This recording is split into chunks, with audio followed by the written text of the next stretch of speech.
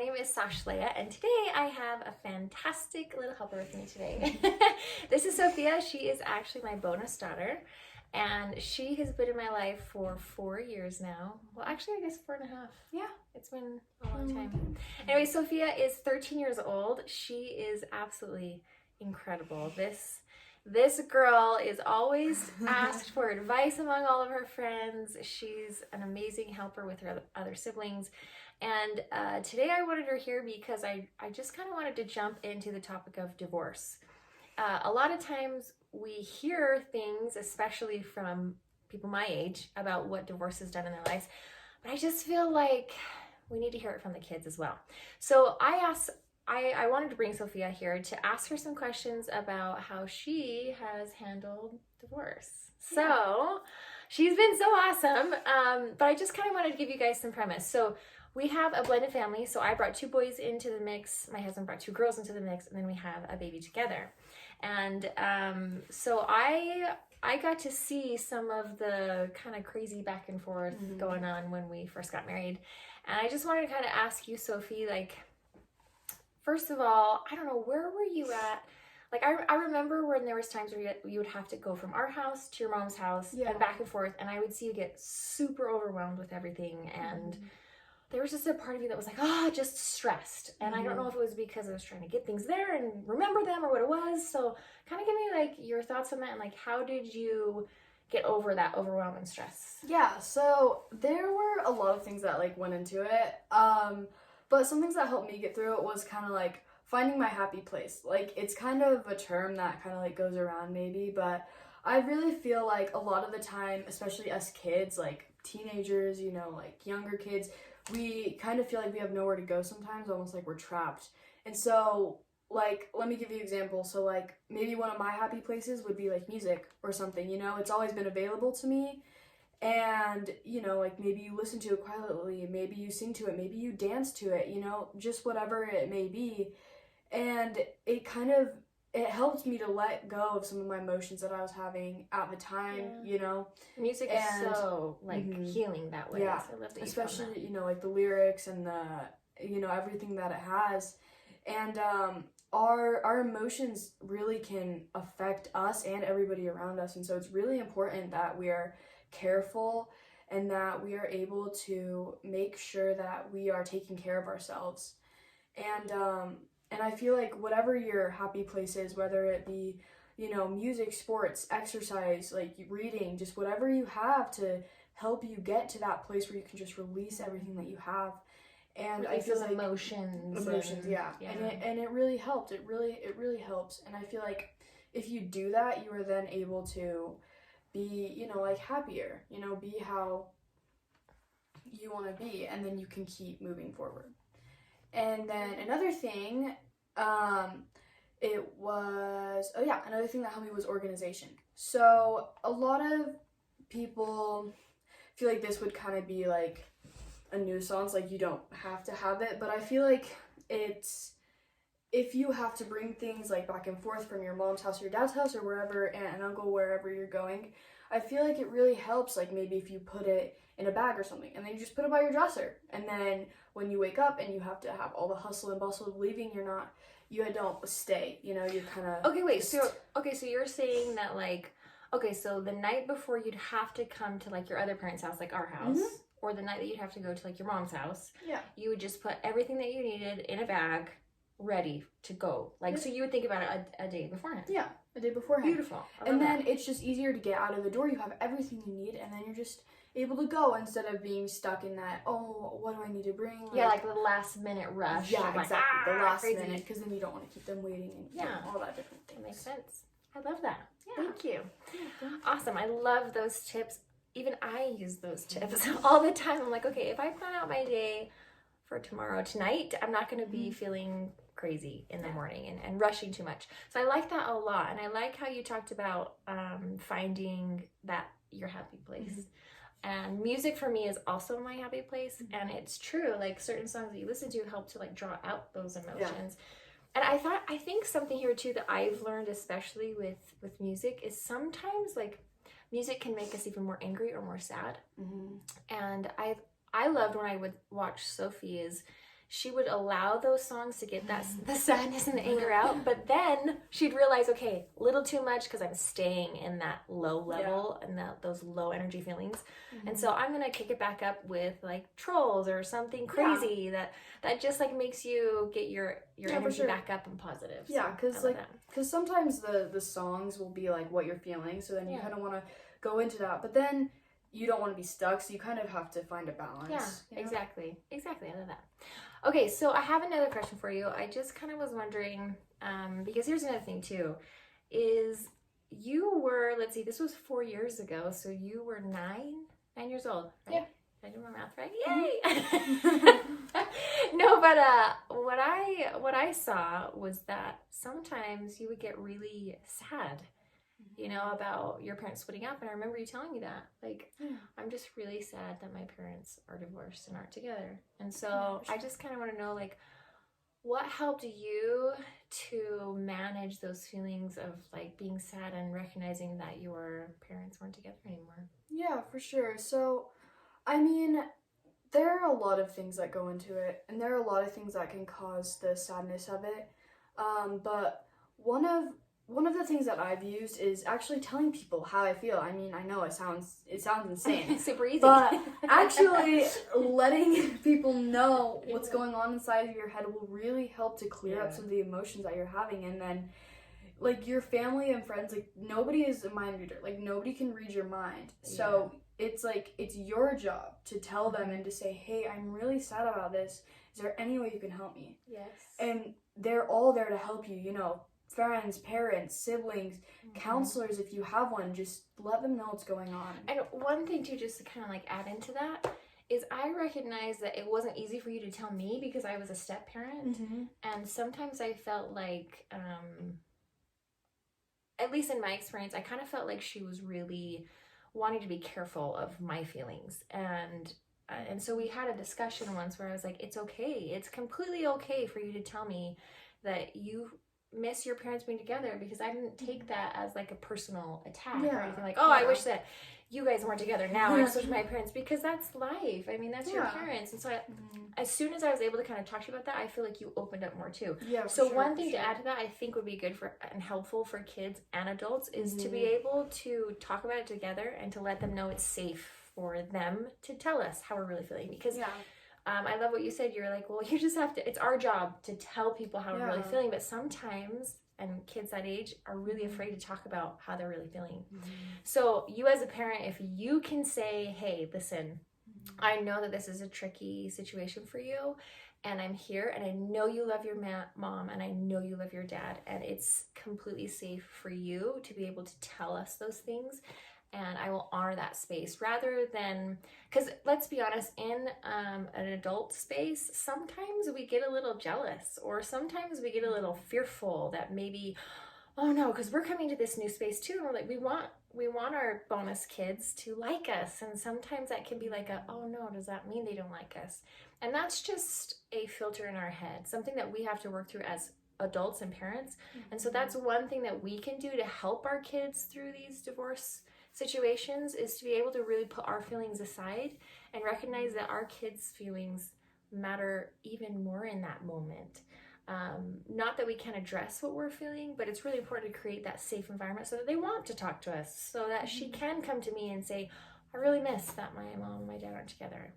And so I think that's a really big part. It's a two-way street. So because it's never, we're never trying to offend you. You know, we're never, especially as kids, like most of the time we don't know the effect that we're having sometimes, and so we kind of need to hear that so that we can also feel safe, and then just say, okay, I don't want to offend anybody, you know, because especially we kind of like build on our emotions, and so if we feel that way, then it just kind of shuts it down. Exactly. And one thing that, I don't know if this has helped you a lot, but one thing that I learned, like especially when I was a teenager growing up, because my parents were divorced as well, is I would go to my mom or my dad and I would say, there's something I need to talk to you about, but I'm kind of scared to tell you. Oh yeah, for sure. Because that just kind of helps the parents be able to go, oh, okay, wait, this could be a tricky conversation, and I need to be in a space that's good.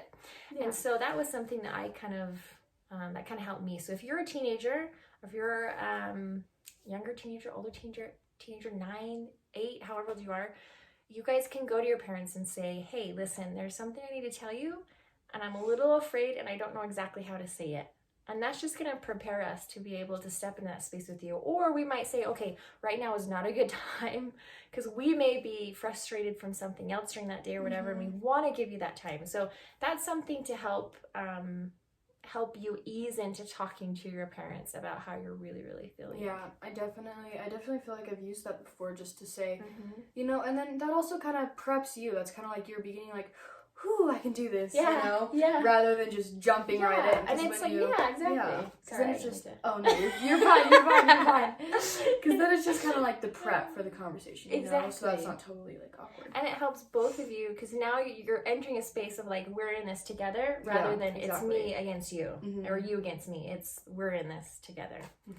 So anything else you want to say about that? No, I think we're good. Awesome. Okay, so this is so interesting because as we were kind of talking about this, about what we wanted to help other teens and even parents just know about certain situations with divorce, I asked Sophie, what question do you wish I would ask you so that we can actually talk about it? And so she has a fantastic thing that she came up with. So I'll let you explain what we're talking about and then give what you kind of went through. Okay. So pretty much what the question was, it was comparison. So, and what does that mean? So comparison, you know, just thinking that other people are better than you, you know, or thinking that there's something about them that you need, okay, so if it was me saying, I wish that I didn't have a divorced family, and my other friends, they don't have a divorced family, and they get to just be together all the time. That type of comparing? That kind of comparing, yeah. Okay. And how did you combat that? It's been a journey. It's definitely every day. But, you know, I feel like as long as you know that you have true friends who you can talk to, it's not as embarrassing anymore, you know, because at first glance, I mean, the first conversation you have is you don't want to be like, oh yeah, my parents are divorced. That's true. But I feel like the more that you are grateful for what you have and for your family, it's a lot easier to cope with what you have, because I feel like if you're not grateful, then you are literally drowning and there's no point, you know. But I feel like if you say, like you still have two parents, you know, you still have two parents who love you, and you have more parents you have more people to love you once they come into your life. And so I feel like as soon as you realize what you have, and as soon as you realize what you're grateful for, that really helps you to not think about what other people have versus what you have, because it's all the same. And whether your parents are together or not, then you just get more people in your life, you know, and then it just makes things that much easier for you to cope with, you know. So go ahead. Sorry, keep going. I'll tell you. Sorry. And then if you hear about like maybe fun times or something, then, you know, it's hard. It's hard to hear that. It's hard to hear those, but then you can just think of all of the things that you've had before, you know, and maybe not in the moment you won't think of it, but when you get home, maybe you'll think of it and you'll say, okay, well, even though that bummed me out, like, at home, then you could just realize, you know, then you could just think, all right, like, what are some things that I'm grateful for, and what are some things that I've been able to do? I like that. So you're kind of searching within that space of having like two separate homes, two separate parents and lives, of kind of going, okay, where can I find the like silver linings, or where can I find the ray of sunshine in here that makes me grateful? And I love that because gratitude has been shown to really help not only boost our mood, but help us to focus on the good rather than the negative. Yeah. And it changes everything. I feel like that because I've done the same thing. Yeah. Like when I start to focus on what I'm grateful for, I find more that I'm grateful for rather than just, you know, this and that. Exactly. You said something else too in there where you were talking about how sometimes you feel like if you don't have gratitude, you feel like you're drowning. And one thing, like, what about, have you found any tools that help you, like, because some people can really find that gratitude. Yeah. It's kind of a tricky question. Yeah. But what if you can't find that gratitude? Like, how can you get to a place to where you can find gratitude? Is it just like, I'm just grateful for everything? Or is it like a process? Like how, Yeah. what do you think? I feel like it's a process. I feel like it's, especially for me, it's not always easy to find gratitude. It's really not. And so I also feel like talking to people is kind of a part of the process. Like I've said before, you know, to kind of say like, hey, like I'm kind of like comparing myself to this person, you know, like, do you think there's any way like for you to help me, you know, like maybe look on the bright side, or maybe, love that. maybe if you're religious, you can even, you know, maybe if you have a God that you pray to, you could pray to them, you know, or maybe if you have some sort of scripture that you can read. I mean, even if you have that, if you're religious, you can totally do that, and usually it'll help you to see things that you didn't see before, you know? I love that. And then you can try and find that place where it's balanced and where you can learn to kind of cope with it, but also not, you know, like freaking out. Yeah. and kind of being able to express that, but in a way that you are comfortable with. I love that. So a big thing that I'm hearing from you is really having the courage to just speak about everything. Because I think some kids don't even know that they can ask their parents for that. Like, I didn't know that when I was a kid. Like, I didn't know, hey, I'm struggling with comparing my family to other people's, and I feel kind of gypped, or I feel this way. Like, you can talk to your parents about that, and I love that. And if it's not a parent, it's a friend, and if it's not a friend, maybe you find a counselor, or for sure. whoever it is that you trust, that you can speak about these things, because it all starts with the courage to just start talking. And you may not get it right the first time. Yeah, seriously. Yeah, it may take a couple times. It may come out really wrong and really bad. Yeah, seriously. But even me as an adult, I still like start saying stuff. I'm like, wait, I did not mean it that way. Yeah, you're like, hold up, never mind. Like, wait a second, let's try that again. But I love it. So I'm just hearing this constant courage to speak up about exactly how you're feeling. Yeah. And then also to keep trying to find the tools that will help you. Yeah. I like that you didn't just say, oh, it's just this one thing. It was, no, I had to find this. Then it was this. Then I found this. Then it was maybe prayer. Maybe it was scripture. Maybe it was a song. Maybe it was just speaking. Maybe it was going for a run. Like, whatever it is. So definitely find the things that help you kind of cope with just do some soul searching, you know? Yeah. Like if you have a sport you do, like soccer, like kick the freaking living heck out of it, you know, until you feel better. Sometimes you have to, right? Seriously. Sometimes you have to. Yeah, it's true. You know, like it's maybe true. if you're a dancer, you just have to freaking dance your heart out until you feel like you're gonna puke and Yes. die, because Exactly. that's a way for you to get your emotions out, you know? And I agree with that. That was my saving grace growing up, was dance, because I didn't know exactly how to speak it, but I could feel it, and I could express it in your dancing. Yeah, exactly. So I love that. All right, well, I hope that this helped you guys today. Just get a couple more tools in your tool belt, and thank you to my beautiful Sophia for being with me today. Thank you for having me. Yes, I'm sure I'll have you here again. Okay. Anyways, you guys have a wonderful day, and we'll chat next time.